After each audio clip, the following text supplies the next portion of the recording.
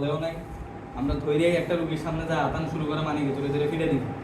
আর আমাদের একটা কার্টিসিটা কি, কার্টিসি হচ্ছে এক্সামিনার কি থাকবে সব সময় তো পরীক্ষার হলে দাঁড়ায় থাকবে, তুই কি করবি পেশেন্টের সবসময় কোন পাশে দাঁড়াইতে হবে, রাইট সাইডে দাঁড়াইতে হবে। 2 নম্বর কথা, রাইট সাইডে দাঁড়ানোর পর এক্সামিনারকে কি করতে হবে, সালাম দিতে হবে। তারপরে হচ্ছে হলো পরীক্ষার হলে দেখবি যে কার্ডে কি লেখা আছে, অনেক সময় লেখা থাকে যে পুরো হোল সিস্টেম এক্সামিনেশন, মানে ধরো এক্সামিন দ্য রেসপিরেটরি সিস্টেম, অথবা লেখা থাকবে examine the chest front of the chest, অথবা ব্যাক অফ দ্য চেস্ট, অথবা অনেকে লেখা থাকে এক্সামিন জেনারেল এক্সামিনেশন। যদি টিচার অনেক সময় বলে যে দেখো টিচার কিন্তু অনেক সময় নাও থাকতে পারে, আগে টিচার যদি প্রশ্ন করে ফেলে যে তুমি শুধু অসকালটেশন করো অথবা তুমি শুধু পালপেশন করে দেখাও, তাহলে তোমার আর কোনো কিছু দরকার নাই। যদি না বলে তাহলে তোমার পরীক্ষার হলে মানে বেডের পাশে কি লেখা আছে সেই ইনস্ট্রাকশনটা মনোযোগ দিয়ে পড়তে হবে, ঠিক আছে। তারপরে হচ্ছিল কি রুগীর কাছে যাবো, রুগীর কাছে তোমার ইন্ট্রোডাকশন, যেটাকে বললাম পার্টিকুলেটস, পরিচিতি। রুগীকে সালাম দিবা, সালাম দেওয়ার পর পারমিশন, তাহলে পার্টিকুলেটস 1 নম্বর পি দিয়ে কি পার্টিকুলেটস, তারপরে পি দিয়ে কি পারমিশন। তো পারমিশন কীভাবে নিতে আমরা সবাই জানি, থার্ড ইয়ার থেকে ওই 1-2টা লাইন আমরা গদ্বা মুখস্থ বলিয়ে আসতেছি, ঠিক আছে। তাহলে পার্টিকুলেটস পারমিশন। তারপরে হচ্ছে হলো কি যদি ফিমেল পেশেন্ট হয় তাহলে কি করতে হবে, প্রাইভেসি, থার্ড পি দিয়ে কি প্রাইভেসি মেনটেন। যদি ফিমেল পেশেন্ট থাকে, রুমের মধ্যে হাজার পেশেন্ট থাকুক, হাজার মানুষ থাকুক, তোমার এক্সামিনারকে তুমি বইলো একটা কার্টিসি যে sir I want a female attendant for this examination, আমি একটা ফিমেল অ্যাটেন্ডেন্ট দরকার, ওকে, প্রাইভেসি মেনটেনের জন্য। তারা যদি বলো সমস্যা নেই তুমি করো, আর মেল হলে সমস্যা নেই, ওকে, তাহলে প্রাইভেসি গেল। তারপরে আমরা আসলে পজিশন অফ দ্য পেশেন্ট, তাহলে নর্মাল অ্যানাটমিক পজিশনটা কি আমরা জানি কি, এই যে এইভাবে অনেকে এভাবে থাকে, অনেকে এভাবে থাকে, এইভাবে 2 হাত এইভাবে থাকবে, হ্যাঁ এইভাবে 2 হাত এইভাবে। অনেকের দেখবা যে কাপড় চোপড় উল্টাপাল্টা থাকে, যেমন বৃদ্ধ বয়সের যারা, অনেক দাদারা দেখ লুঙ্গি টুঙ্গি উঠানো থাকে, কাপড় ঠিক থাকে না, তুমি নিজ দায়িত্বে ঠিকঠাক করে পজিশন অফ দ্য পেশেন্ট, এটা হলো নর্মাল অ্যানাটমিক্যাল পজিশন। তারপরে আরেকটা পি দিয়ে কি প্রপার এক্সপোজার। তো এখন এক্সপোজার আমাদের মেলের ক্ষেত্রে কতটুকু আর ফিমেলের ক্ষেত্রে কতটুকু, তাহলে মেলের ক্ষেত্রে মিড চেস্ট টু মিড থাই, মিড থাই। তো এখন মিড চেস্ট আমরা কীভাবে করি, তারা তো আমি করতে পারতাম, তোমাদের বন্ধু বান্ধব সমস্যা নেই। তার হচ্ছে হলো যদি এখানে ওয়ার্ডে যে পেশেন্ট থাকবে তার হচ্ছে এইভাবে, এইটারও মিড চেস্ট, পুরোটা চেস্ট আমরা এই পর্যন্ত কী করবে, গেঞ্জিতে উঠিয়ে দিতে হবে। আর মিড থাই মানে কি, এই হলো তোমার পুরোটা থাই, এটার অফ পর্যন্ত এই পর্যন্ত লুঙ্গিটা উঠিয়ে দিতে হবে, দিয়ে গোছ করে রাখতে হবে। আর ফিমেল পেশেন্ট হলে কী করবা, অ্যাজ পার এস পসিবল, যতটুকু পারা যায় প্রাইভেসি মেনটেন করে। পেশেন্ট যদি তোমাকে বাধা দেয় যে না আমি দিব না, তাহলে তোমার রাইটস নেই পেশেন্টকে এক্সপোজার করা, তখন তুমি স্যারকে বলতে পারো স্যার মানে স্যারে বুঝবে এটা, তখন তুমি স্যার দিকে একটু তাকাই, আচ্ছা যাই যতটুকু পারা যায় একটু প্রাইভেসি মেনটেন করে এক্সপোজার করো, ঠিক আছে। আচ্ছা, তাহলে এই গেল 5P, ওকে। তারপরে তুমি শুরু করবা হলো inspection.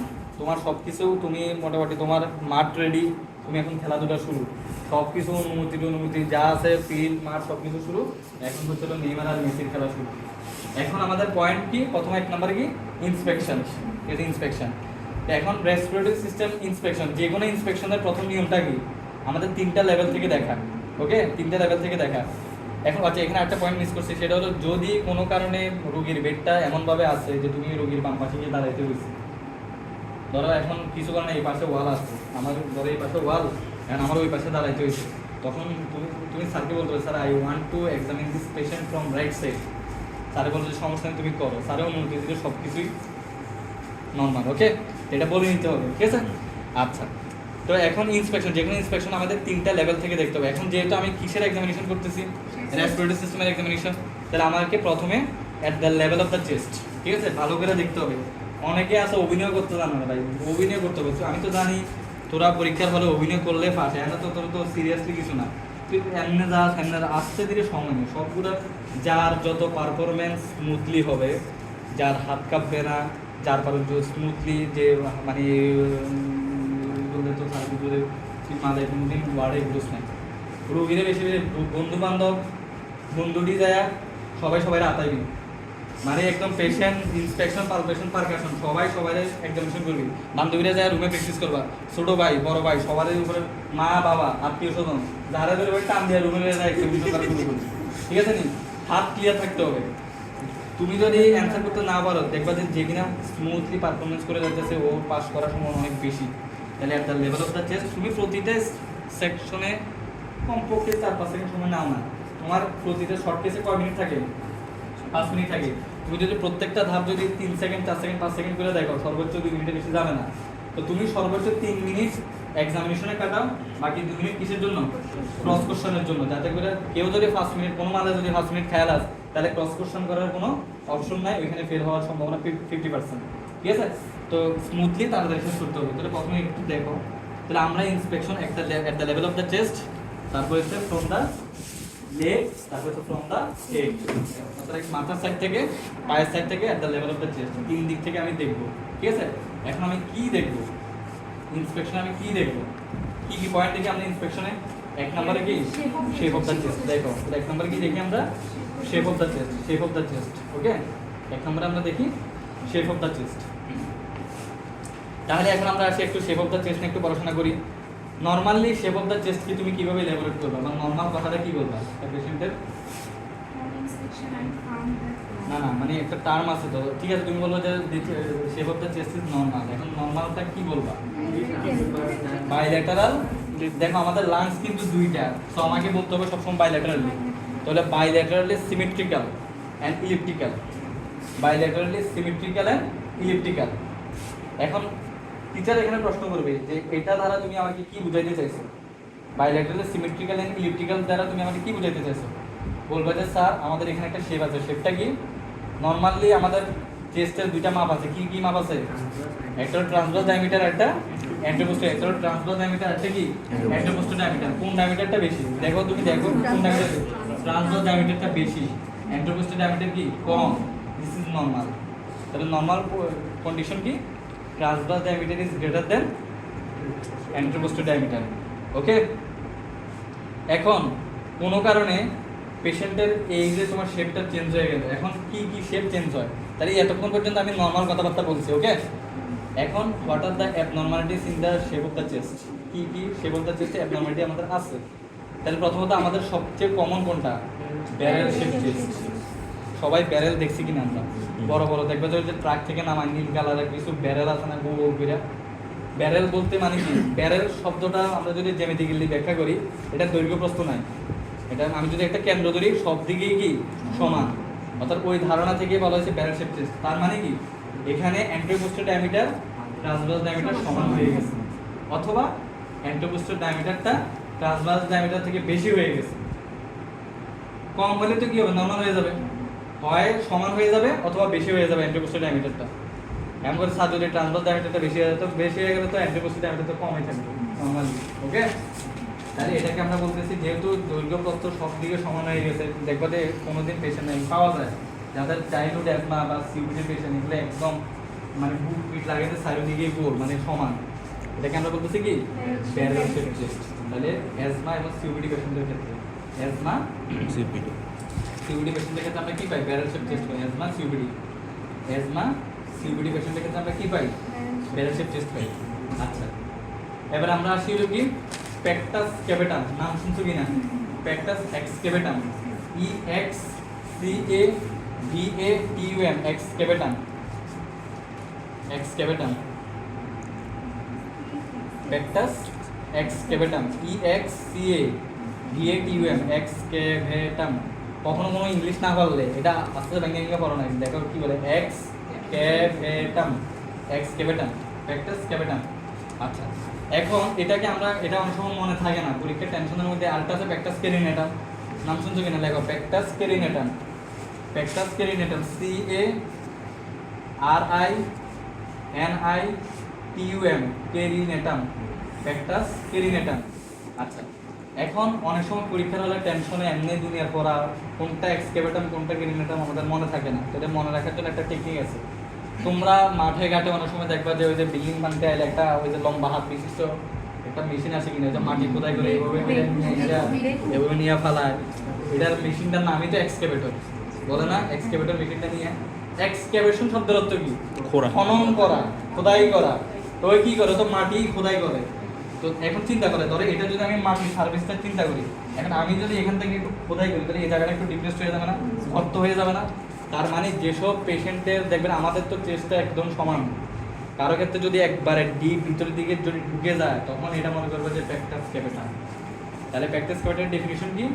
Localised depression of the body of the sternum. তাহলে আমাদের মাঝখান বরাবর কে আছে? স্টারনাম। স্টারনামটা অনেক ভিতরের দিকে ডেবে যাবে। ডিপ্রেশন মানে কি? ডেবে যাওয়া, গর্ত হয়ে যাওয়া। Localised depression of the body of the sternum. তো এই যে গর্তর মতো হয়ে গেল, দেখে মনে হয় যে তার এখান থেকে কেউ খাবলা মেরে মাংসটা হয়ে গেছে, মাটিটা হয়ে গেছে। ওই ধারণা থেকে আসছে কি প্যাকটাস। তোমরা পড়ছিলে না প্যাকটাস মেজর, প্যাকটাস মাইনর। মেডিকেল টার্মে মানে বুকটাকে, বুকে ল্যাটিন ভাষায় কি বলে? প্যাকটাস। এই প্যাকটাস মানে বুক, এক্সকেভেটর মানে কি? এই খনন গর্ত হয়ে গেছে, এই হলো প্যাকটাস ক্যাভিটাম। এইভাবে মনে রাখবা, ওকে? তাহলে এখন প্যাকটাস ক্যাভিটামের কজ কি কি আছে? চাইল্ডহুড এজমা,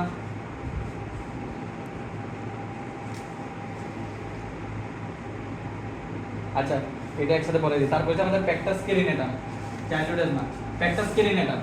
তো কেরিনেটাম এটা ঠিক তার উল্টাটা, এবং রাখবা। তো যেহেতু একটা যেহেতু ডেবে গেছে আর একটা হচ্ছে হলো ফুলে যাবে, বের হয়ে যাবে, এটাকে বলা হয় prominence, localized prominent of the body of the sternum. আর আমাদের স্টারনামের সাথে যে রিবসগুলো লাগছে এই কার্টিলেজটাকে কি বলে? কোস্টাল কার্টিলেজ বলে না? Sternocostal cartilage. Sternum plus costal, sternocostal cartilage. তাহলে localized prominence of the body of the sternum with adjacent sternocostal cartilage বা কোস্টাল কার্টিলেজ। ঠিক আছে, এটা প্রমিনেন্স হয়ে যাবে। এখন এই জিনিসটাকে প্যাকটাস কেরিনেটাম আরেকটা সহজ ভাষায় বলা যায়, এটার অপোজিট নাম হইল পিজিয়ন শেপ চেস্ট। কি শেপ চেস্ট? পিজিয়ন। পিজিয়ন মানে কি? কবুতর। কখনো কবুতর হাতি নিয়ে দেখছো কিনা? কবুতরের বুকটা কেমন? বুকটা এভাবে আসে না? তার বুকটা দেখবে যে এইভাবে ফুলে আসছে। তো তার ঠিক তেমনি ওইখান থেকে আসছে কি পিজিয়ন শেপ চেস্ট বা কেরিনেটাম। তো বুকটা কি হচ্ছে এইভাবে ফুলে যাবে, এইভাবে, শুধু এই জায়গাটা, পুরো বুক না, খালি এই জায়গাটা এইভাবে ফুলে যাবে। এটাকে বলা হয় কি প্যাকটাস কেরিনেটাম বা পিজিয়ন শেপ চেস্ট। তাহলে কোথায় কোথায় পাওয়া যায়? Childhood asthma, COPD, rickets, osteomalacia. Childhood asthma, COPD, rickets, osteomalacia. What is rickets, what is osteomalacia? বাচ্চাদের কোনটা হয়? রিকেটস। বড়দের অস্টিওম্যালেশিয়া হয়। ওকে, এখন এটা গেল হচ্ছে আমাদের আর কি কি শেপ চেঞ্জ হতে পারে। কয়টা বললাম? Barrel shape chest, pectus excavatum, pectus carinatum. এরপরে হচ্ছে হলো কি আমাদের অনেক সময় আমরা পড়ছি না কাইফোসিস, তারপরে হচ্ছে হলো কি লর্ডোসিস। এটা মনে রাখার কি, কাইফোসিস মানে কি? কুজো হয়ে যায়, কে দিয়ে কাইফোসিস, কে দিয়ে কুজো হওয়া। তাহলে তার অর্থাৎ এটাকে আমরা মেডিকেল টার্মে কি বলবো? Forward bending of the spinal column. বেঁকে গেছে, সামনের দিকে বেঁকে গেছে, forward bending of the spinal column. Spinal করতে হলেও ইয়েটা, তাহলে হাড্ডিটা হলো স্পাইনাল কলাম। আর কি না লর্ডোসিস মনে রাখার সুবিধা গিয়ে নিজেরা অনেক বড় মনে করো, লর্ড মনে করো, আমি আমার বুক একদম মানে ফুটে ওঠে, তখন কি backward bending of the vertical column বা স্পাইনাল কলাম। ঠিক আছে, এটা হলো ব্যাকওয়ার্ড বেন্ডিং। তাহলে কি গেল? কাইফোসিস গেল, লর্ডোসিস গেল। আর স্কোলিওসিস কি? তাহলে স্কোলিওসিস মানে এভাবে হয়, এদিকে মানে এদিকে, এভাবে যে কোনো, অর্থাৎ ল্যাটারাল ডিসপ্লেসমেন্ট, অথবা এটা কি বলে? Lateral projection of the vertical column. তাহলে কাইফোসিস, স্কোলিওসিস, লর্ডোসিস। এই গেল হচ্ছে আমাদের শেপ অফ দ্য চেস্ট। এই যে তুমি ইন্সপেকশন, এই ইন্সপেকশনের মধ্যে প্রথম পয়েন্টে কি দেখলা? শেপ অফ দ্য চেস্ট ঠিক আছে কিনা এটা দেখলা, অথবা নর্মাল অ্যাবনর্মাল আছে কিনা এটা দেখলা। 2 নম্বর পয়েন্ট আসি আমরা এবারে। একটা হচ্ছে শেপ অফ দ্য চেস্ট, তারপর 2 নম্বর হলো মুভমেন্ট অফ দ্য চেস্ট। কি? Movement of the chest. আচ্ছা, তাহলে নর্মাল মুভমেন্টটা কি হবে? ছেলেদের ক্ষেত্রে অ্যাবডোমিনাল থোরাসিক, মেয়েদের ক্ষেত্রে থোরাকো অ্যাবডোমিনাল। মেয়েদের ক্ষেত্রে থোরাকো অ্যাবডোমিনাল, ছেলেদের ক্ষেত্রে অ্যাবডোমিনাল থোরাসিক। আচ্ছা, ওটা তো দেখবো, ওটা তো রেসপিরেটরি রেটের ক্ষেত্রে আমরা নর্মালি কি হবে? দুইটা লাংসে একই সাথে ফুলতেছে, একই সাথে গেলে, অর্থাৎ সিমেট্রিক্যালি চেস্ট এক্সপানশন হয় কিনা, অর্থাৎ বাইলেটারালি। তাহলে এখানে কি দেখবা? তাহলে বাইলেটারালি চেস্ট এক্সপানশন হয় কিনা। তুমি খুব মনোযোগ দিয়ে দেখবা কোনো একটা চেস্ট, রাইট চেস্ট অথবা লেফট চেস্ট, কোনো একটা চেস্ট কি ওঠানামা কম করতেছে কিনা। তাহলে এখানে নর্মাল জিনিসটা কি? নর্মাল জিনিসটা ওঠানামা করবে। আর যদি ওঠানামা না করে তাহলে এটাকে আমরা কি বলি? Reduced chest movement. এটাকে আমরা কি বলি? Reduced chest movement. এখন কোনো একটা পাশে যদি তোমার, তাহলে এটা কি হতে পারে? চেস্ট মুভমেন্টটা প্যাথোলজি কি হতে পারে? Reduced chest movement. এখন এটা আইদার ইউনিল্যাটারাল হতে পারে অথবা বাইল্যাটারাল হতে পারে, হয় রাইট সাইড অথবা লেফট সাইড অথবা দুই সাইডে হতে পারে। যে কোনো এক সাইডে হলে কি ইউনিল্যাটারাল, আর যদি দুই সাইডে হয় তাহলে কি হবে Bilateral. বাইল্যাটারাল। এখন আমাকে বলো unilateral chest movement restricted either right side or left side, what is the pathology? কি চিন্তা করতে পারে? হ্যাঁ, কলাপ চিন্তা করতে পারে, ভেরি গুড। তারপরে আরো কমন আসো না, কমন আসো, pneumonia pneumonia pneumonia, global pneumonia global pneumonia global pneumonia global pneumonia. তারপরে হচ্ছিল কি ধরো এক তারপর কলাপস বলছো। আরো কমন আসো না, যদি ধরো তার যে কোনো এক পাশের ফুসফুসে পানি জমছে, পানি জমাকে কি বলি? প্লুরাল এফিউশন। আর হচ্ছে বাতাস জমাকে কি বলি? নিউমোথোরাক্স। তাহলে আমরা বলতে পারি না ইউনিল্যাটারাল প্লুরাল এফিউশন, ইউনিল্যাটারাল নিউমোথোরাক্স। তাহলে বাতাস আর পানি জমলে যে কোনো একটা ইউনিল্যাটারাল সাইডে কি হবে? চেস্ট মুভমেন্ট রেস্ট্রিক্টেড হয়ে যাবে। এটাকে আমরা আরো সুন্দর করে বলতে পারি কি চেস্ট মুভমেন্ট রেস্ট্রিকশন অথবা রিডিউস চেস্ট মুভমেন্ট রেস্ট্রিকশন। এটা either right side left side এগুলোতে গেল। যে কোনো একটা সাইড দিলে নিউমোনিয়া হতে পারে, কলাপস হতে পারে, অ্যাবসেস হতে পারে, প্লুরাল এফিউশন হতে পারে, ক্যান্সার হতে পারে, তারপরে হচ্ছে কি নিউমোথোরাক্স হতে পারে। কোন একটা ধরো এই জায়গার মধ্যে সে একটা রোড ট্রাফিক অ্যাক্সিডেন্ট হলো, এটাও হতে পারে। আচ্ছা, এখন বাইল্যাটারাল কজ কি হতে পারে? দুইটা লাংস কি ইনভলভ করতে পারে? বাইল্যাটারাল কজ কি হতে পারে? Bronchial asthma. অ্যাজমা কি সবসময় এক লাংসে হয়? অ্যাজমা তো দুই লাংসেই হয়। যে অ্যাজমার পেশেন্ট তার দুই লাংসেই হয়। সিওপিডি দুই লাংসেই হয়। ব্রঙ্কিয়াল অ্যাজমা, সিওপিডি এমন হইতে পারে না বাইল্যাটারাল প্লুরাল এফিউশন হইতে পারে তো? Bilateral pleural effusion, bilateral pneumothorax. এটা দেখো 3 আর 4 নম্বর, 1 নম্বর 2 নম্বর লাগবে অ্যাজমা সিওপিডি, 3 আর 4 নম্বর লাগবে bilateral pleural effusion, bilateral pneumothorax. এই গেল হচ্ছে আমাদের চেস্ট মুভমেন্ট, তাহলে shape of the chest, movement of the chest. 3 নম্বরে আমরা আসলে কি রেসপিরেটরি রেট। রেসপিরেটরি রেট তো তুমি যখন ইন্সপেকশন করতে যাবা অর্থাৎ পালকে থাকবা, তখন তুমি এখানে কি রাখবা? প্যাটের মধ্যে একটা কি দিবা? কলম দিবা। কলম দিয়ে তুমি 15 সেকেন্ড বা 20 সেকেন্ড বা 10 সেকেন্ড, ধরো তুমি 20 সেকেন্ড কাউন্ট করলা, করার পর সেটা তুমি 3 দিয়ে গুণ করলা, ঠিক আছে? আমি কালকে বলেছিলাম নরমাল রেসপিরেটরি রেট কত, ওকে? নরমাল রেসপিরেটরি রেট কাউন্ট করলাম। এরপর আমরা আসে আর কি কি পয়েন্ট দেখতে পারি শেপ অফ দ্য চেস্টে? তাকিয়ে তো পালপেশন চলে যাবে। এরপর আমরা আসে নরমাল যে কথাগুলো, তাহলে 1 নম্বর কথা হচ্ছে কোনো স্কার মার্ক আছে কিনা, কোনো স্কার মার্ক আছে কিনা, কোনো পিগমেন্টেশন আছে কিনা, কোনো অ্যাঙ্গোস্ট ভেইন আছে কিনা। তারপরে হচ্ছে কি বললাম?